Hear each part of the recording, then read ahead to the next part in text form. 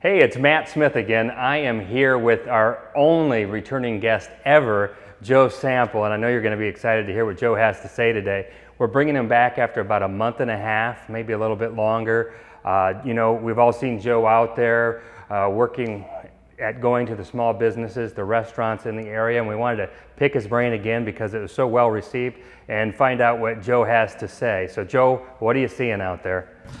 It's been great out there. It's been neat to see some of the restaurants reopen up, and so not only doing curbside seating, but they've been doing people dining in. There's been a lot of patio requests for places with patios that are more open for people that don't feel comfortable being in a crowded area.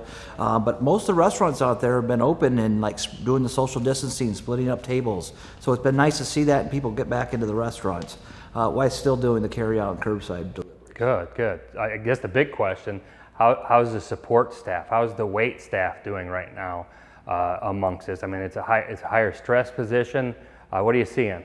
A lot of people came back, and it's hard to come back when you had that $600 incentive from the state, for unemployment. But when these restaurants open back up, I've talked to several people that struggle a little bit with wearing the mask, but they wear them for the safety of other people. Yep. But the tips have been very outstanding from what I've heard. So. The Cedar Rapids people that have gone in there have tipped very well to a lot of the wait staff, and even on the to-go orders. I talked to an employee at the Blind Pig this last Sunday who said she made upwards of $200 in a shift for takeout only. So phenomenal, and it's a good incentive for these people that are coming back and taking care of us with food. Absolutely, they go through a lot. So the gratuity levels are high, which helps the business owners, right, to keep good people on staff, and they can take care of us in times where if they're inside or outside. What is it, 50% capacity still? Yep. Yeah, 50% capacity. So I see you're getting out there. You're getting on your bike a little bit more. You're sometimes. How did the Be Like Joe Day go? The Be Like Joe Day was really fun. We did a little bike ride. I think we hit maybe 6 or 7 different places. Kind of tried to make a quick stop. I had a lot of different.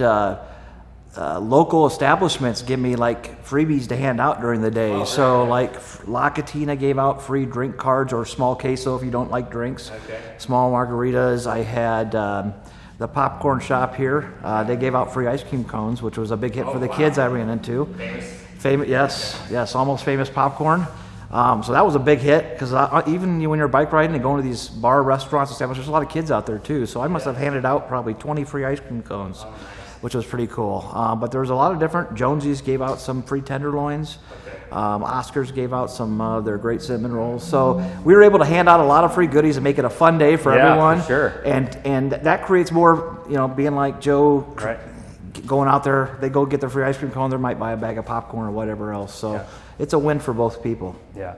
Did you get a chance to talk to the business owners lately? How are they hanging in there? What are you feeling from them right now? I feel like some of them are hanging in there. I think some are struggling still as well. You see some posts on Facebook where, hey Joe, can you hit this place up? And I've seen the fish store recently put a GoFundMe page out there. I mean, she's really struggling. And I've seen the Crab Shack Attack have sort of formed with her to try to help her out. But there's a lot of places that are still doing really well. I know the pizza places are really exceeding actually their normal volume, and it's just been overly, people are hanging in there, it seems like. Yeah, one of the things that Doug Newman said from the Downtown Metro Alliance is that what would you do if the businesses weren't there? So think about some of those smaller businesses that are having challenges right now, and go out and support them. Now more than ever. I mean, they have to get through this.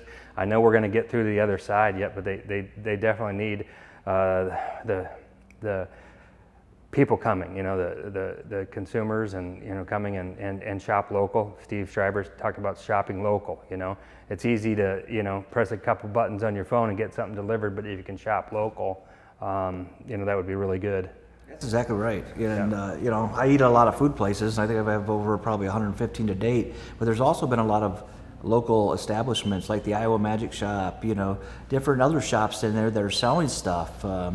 There's a new shoe store in Marion that just opened up, but those are also businesses that we need to support as well. Like instead of going to Amazon and buying things on Amazon, try to find these local shops. There's a farmer's market out in Hiawatha that we went to this last weekend.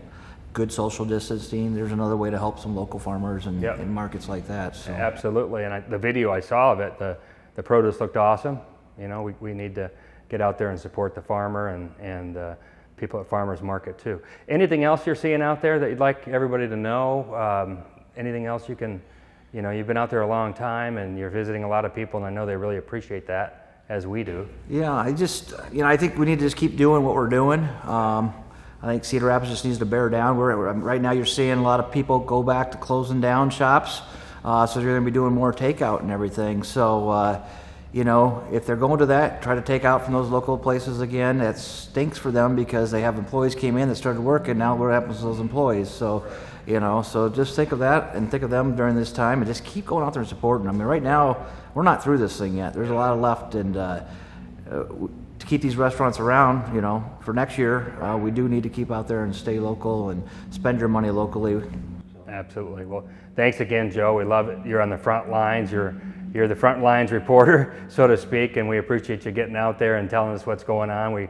I know there's business owners and patrons all appreciate you coming by. I mean, it shows us, you know, that they're looking behind the scenes a lot of times, you know, that it's possible. You can get out there, you can social distance, you can support our local business is the bottom line. So thanks again for getting out there. I hope to see you soon, and thanks for visiting us. Thanks for having me, Matt. Bear down, Cedar Rapids. Keep up the good work. That's right. Amen. Thanks, buddy.